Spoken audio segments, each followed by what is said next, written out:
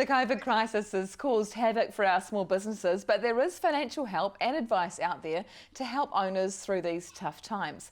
Last week, Director of the Engine and Business Advisor, Catherine Sherwood, discussed how a business advisor can help to find out what is on offer financially, and many viewers who resonated with Catherine's advice that most businesses don't plan to fail, they fail to plan. So we welcome back Catherine to dive further into this. Good morning, Catherine. Good morning, and thank you for having me back. It's great to see you again. So Catherine, what kind of questions would you ask of a business right now? Well, I'd be asking, where are you now? What's your current situation? And it's really important that you know that, what's under the bonnet of your business. It's key critical at all times. If it's one thing that COVID has taught us, is that we must be operating at a higher level rather than just working in your business. It's really important that you put mandatory disciplines in place, pause, review, reflect, and reset when necessary the moving parts of your business. This is basically called governance, good governance. And, in my view, it should be prioritised at least monthly or bi-monthly. A regular check in all areas of your business will highlight whether you need the tyres pumped up or whether you need an overhaul of the engine. Basically, all businesses need to be asking these questions and reviewing everything in their business. Oh, that's great advice already off the bat. Reality checking is a part of what we do in our lives, so surely that's the same with business? Yeah, look, most human beings, we just don't want to see truth as failure, especially when it's not how we planned it or what we want to hear. You probably have heard the saying that, people have got their heads in the clouds. The reality is that most entrepreneurs, they love the fun side, but you really just need to have your boots on the ground. Be willing to face the world as it really is, rather than the way you want it to be. You can't resolve a problem or resolve a difficult situation unless you've got the courage to face the current facts squarely on. And evolve and reevaluate your business activity, but also use people as sounding boards. Get expert advice in your business. Catherine, let's go back to planning. Where should businesses start planning? Say if we're starting a business, and then also if we are in business.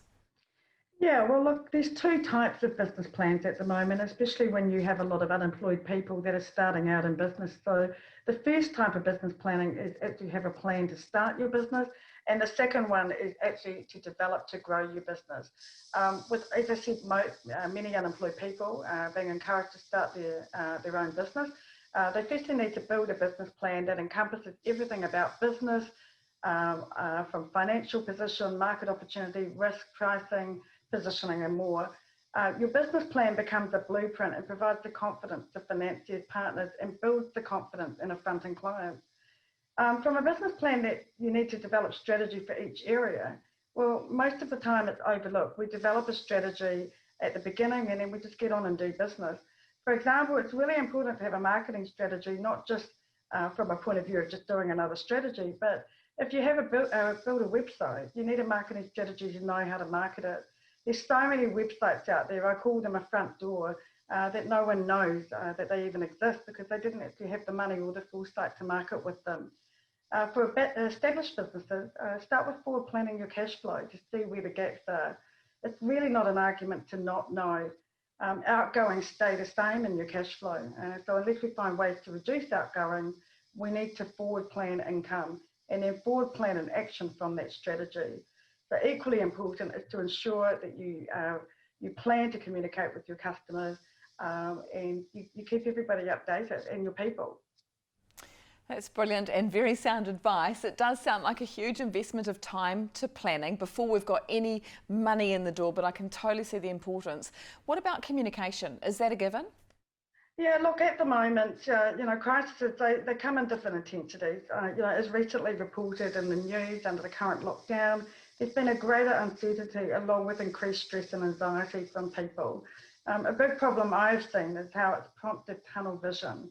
The tunnel vision in which people focus only on the present rather than towards the future. And all we do at the Engine, we primarily focus initially on understanding the health of the business, which includes financial and people. People thrive on communication. Just yesterday I was explaining to an owner that, you can't expect your people to know what you're thinking. You need to communicate to them You need to use the advice in the news and relay that and what that impact is for your business right now. I'm encouraging business owners to use this time, check in on your customers and your staff, and use positive language. Use the language, we've got this, and take care of your families. Reach out, help them.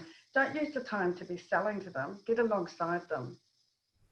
Yeah, that's wonderful advice. I love that you're focused on people rather than the hard sell. What other advice have you been giving businesses to help them through COVID?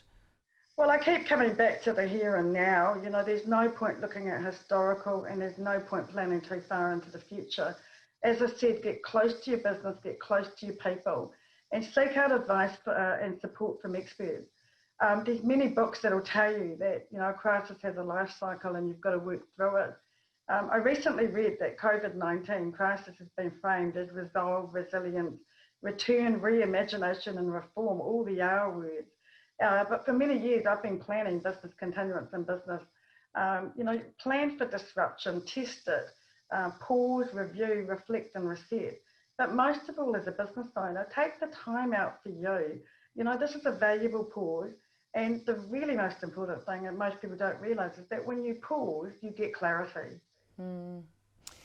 Love it. Catherine, how can business owners build resilience for them, their business and their people?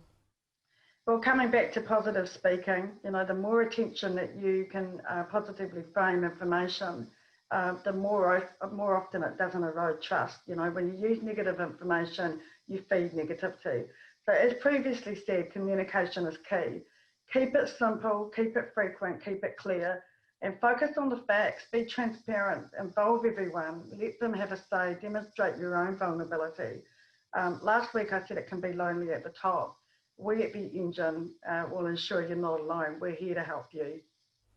And Catherine, just remind us, because there are some wonderful support packages out there for businesses at the moment, just tell us about that. Look, we've been extremely inundated with the businesses that are really keeping current on top of funding right now. And the Regional Business Partner Network is helping businesses through service providers like the Engine. You can get up to $5,000 right now as a business if you registered for GST and you've got fewer than 49 staff. At the Engine, we've got 2 COVID programs. One's around wellness, HR and cash flow and HR, legal. The second one is smart sustainable marketing. We've also built an app, and that app is built around a membership to support with savings, and that's up from $72 a month.